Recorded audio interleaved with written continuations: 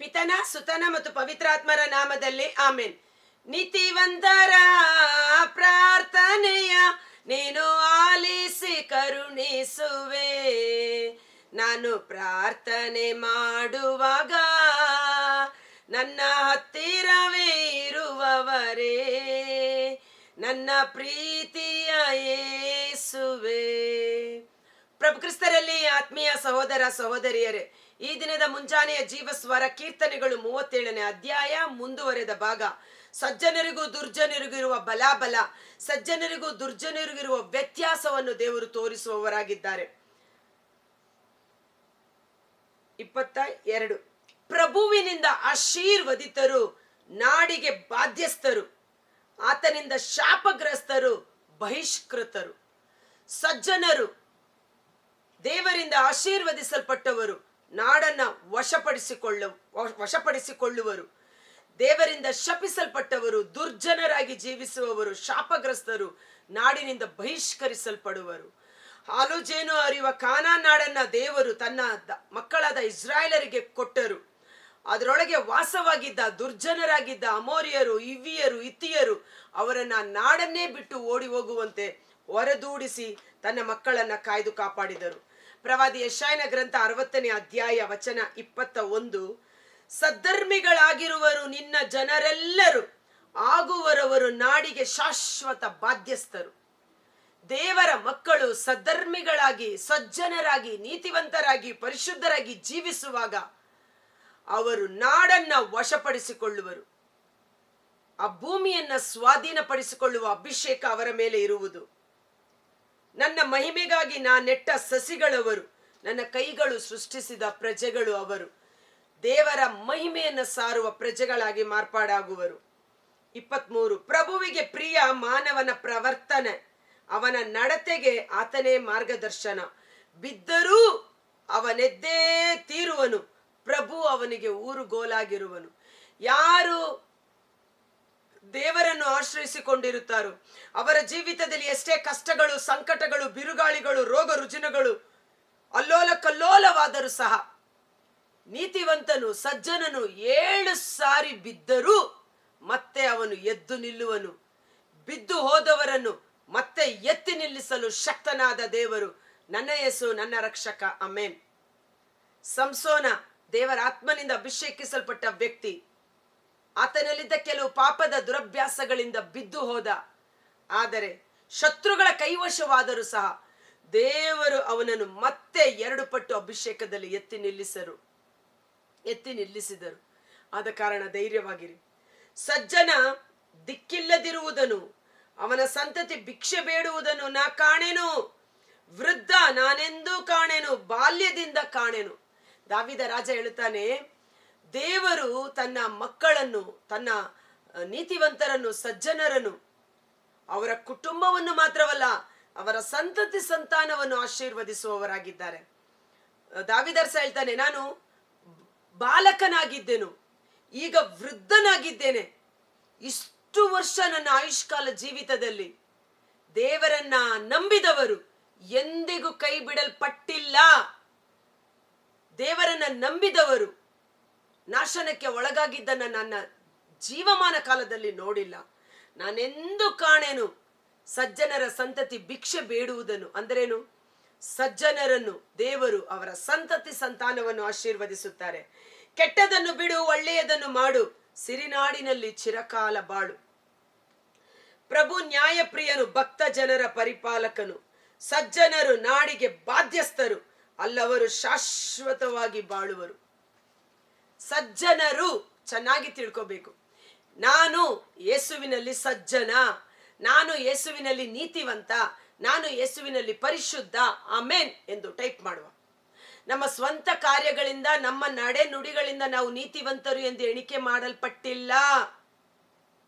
ಯೇಸುವಿನ ರಕ್ತದಿಂದ ಕ್ರಯಕ್ಕೆ ಕೊಳ್ಳಲ್ಪಟ್ಟ ಕಾರಣ, ಯೇಸುವಿನ ರಕ್ತದಿಂದ ನಮ್ಮ ಪಾಪಗಳು ಕ್ಷಮಿಸಲ್ಪಟ್ಟ ಕಾರಣ, ಯೇಸುವನ್ನು ವಿಶ್ವಾಸಿಸುವುದರ ಮೂಲಕ ದೇವರ ಮಕ್ಕಳಾಗಿ, ನೀತಿವಂತರಾಗಿ, ಸಜ್ಜನರಾಗಿ ನಾವು ಎಣಿಕೆ ಮಾಡಲ್ಪಟ್ಟಿದ್ದೇವೆ.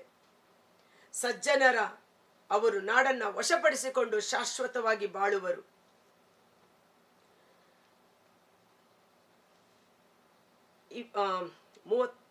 34ನೇ ವಚನ. ಪ್ರಭುವನ್ನು ನಂಬಿ ನಡೆ, ಆತನ ಪಥದಲ್ಲೇ ಉದ್ಧಾರವಾಗುವೆ, ನಾಡಿಗೆ ಒಡೆಯನಾಗುವೆ, ದುಷ್ಟರ ವಿನಾಶವನ್ನು ಕಣ್ಣಾರೆ ಕಾಣುವೆ. ಪ್ರಭುವನೇ ನಂಬಿ ನಿನ್ನ ಜೀವನವನ್ನು ನಡೆಸು. ನನ್ನ ಕಾಲಿಗೆ ಬೆಳಕು, ನನ್ನ ಬಾಳಿಗೆ ದಾರಿ ದೀಪ ದೇವರ ವಾಕ್ಯ. ಆದ ಕಾರಣ ಜ್ಞಾನೋಕ್ತಿ 3:5 ನೀನೇ ಬುದ್ಧಿವಂತ ಎಂದು ಎಣಿಕೆ ಮಾಡಬೇಡ, ಬದಲಿಗೆ ದೇವರಲ್ಲಿ ವಿಶ್ವಾಸವಿಟ್ಟು ನಿನ್ನ ಜೀವನದ ಮಾರ್ಗಗಳನ್ನು ಆತನಿಗೆ ಒಪ್ಪಿಸು. ಆತನ ಸಹಾಯಕ್ಕಾಗಿ ಬೇಡು, ಆತನನ್ನು ಗಟ್ಟಿಯಾಗಿ ಹಿಡಿದುಕೋ. ಸರ್ವೇಶ್ವರನಿಂದಲೇ ಶಕ್ತಿ ಬಲವನ್ನ ಹೊಂದಿಕೋ. ಆತನು ನಿನ್ನ ಜೀವನದ ಮಾರ್ಗಗಳನ್ನು ಸರಾಗ ಮಾಡುವನು.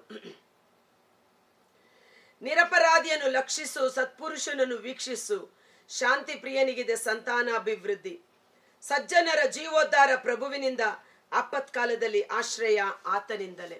ಸಜ್ಜನರಿಗೂ ದುರ್ಜನರಿಗೂ ಇರುವ ವ್ಯತ್ಯಾಸವನ್ನು ನಾನು ತೋರಿಸುವೆನೆಂದು ಪವಿತ್ರ ಗ್ರಂಥದಲ್ಲಿ ನಾವು ನೋಡುತ್ತೇವೆ. ಮಲಾಕಿಯ ಗ್ರಂಥ 3ನೇ ಅಧ್ಯಾಯ ವಚನ 17. ಸೇನಾಧೀಶ್ವರ ಸರ್ವೇಶ್ವರ ಇಂತೆನ್ನುತ್ತಾರೆ, ಇವರು ನನ್ನ ಜನರು. ನಾನು ಅವಾಗಲೇ ಹೇಳಿಲ್ವಾ, ದೇವರ ಮಹಿಮೆಯನ್ನ ಪ್ರಕಟಪಡಿಸುವುದಕ್ಕಾಗಿ ದೇವರಿಂದ ಸೃಷ್ಟಿ ಮಾಡಲ್ಪಟ್ಟ ದೇವ ಜನರು. ನಾನು ಕಾರ್ಯತತ್ಪರನಾಗುವ ದಿನದಂದು ಅವರು ನನಗೆ ಸ್ವಕೀಯ ಜನರಾಗಿರುವರು. ತಂದೆ ತನ್ನ ಸೇವೆ ಮಾಡುವ ಮಗನನ್ನು ಕಾಪಾಡುವಂತೆ ನಾನು ಅವರನ್ನು ಕಾಪಾಡುವೆನು.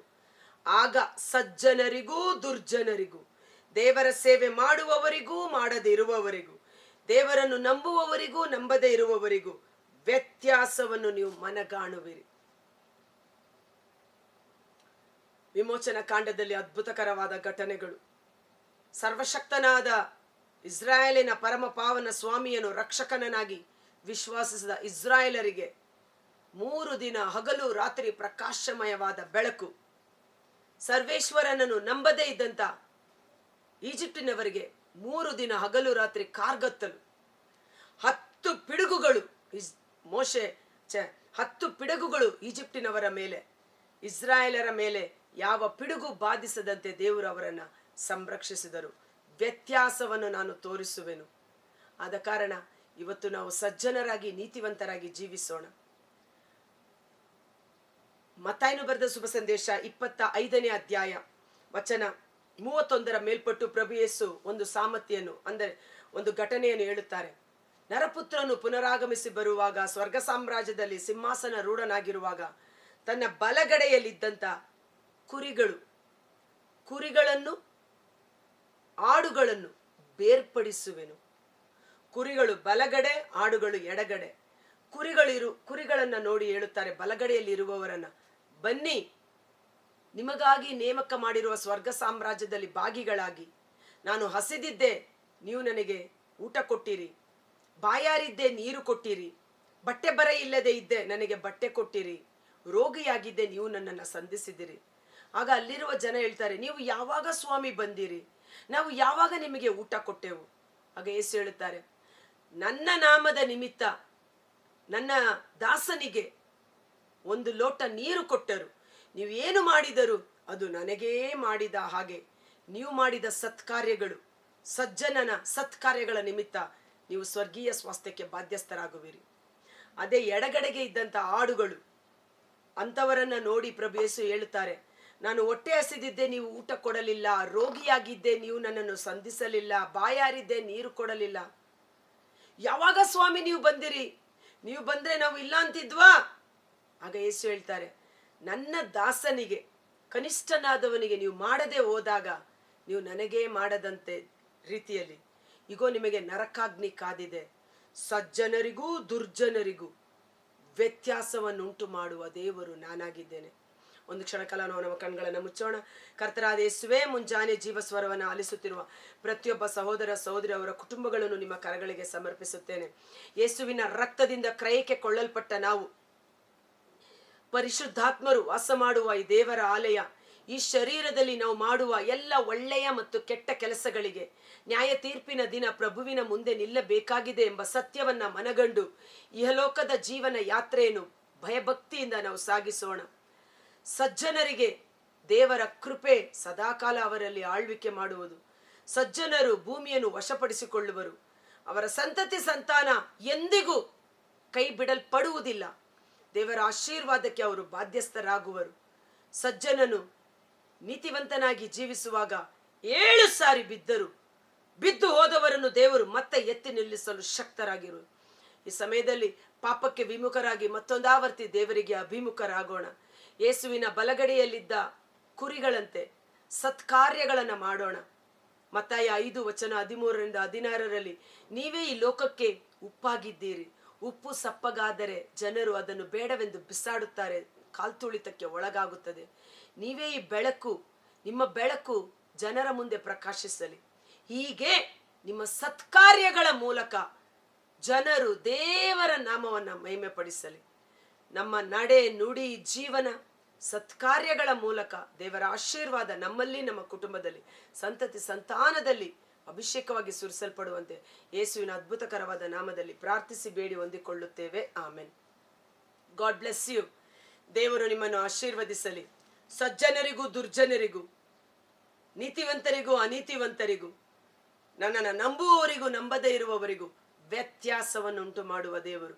ಆದ ಕಾರಣ ದೇವರಲ್ಲಿ ಸ್ಥಿರವಾದ ವಿಶ್ವಾಸವನ್ನಿಡಿ, ಆತನ ಸೇವೆ ಮಾಡಿ, ಆತನ ನಿಮಿತ್ತ ಪರಿಶುದ್ಧತೆಯಲ್ಲಿಯೂ ಸತ್ಕಾರ್ಯದಲ್ಲೂ ಈ ಲೋಕದಲ್ಲಿ ಉಪ್ಪಾಗಿ ಬೆಳಕಾಗಿ ಜೀವಿಸಿ ಆತನ ನಾಮವನ್ನು ಮಹಿಮೆಪಡಿಸೋಣ. Thank you.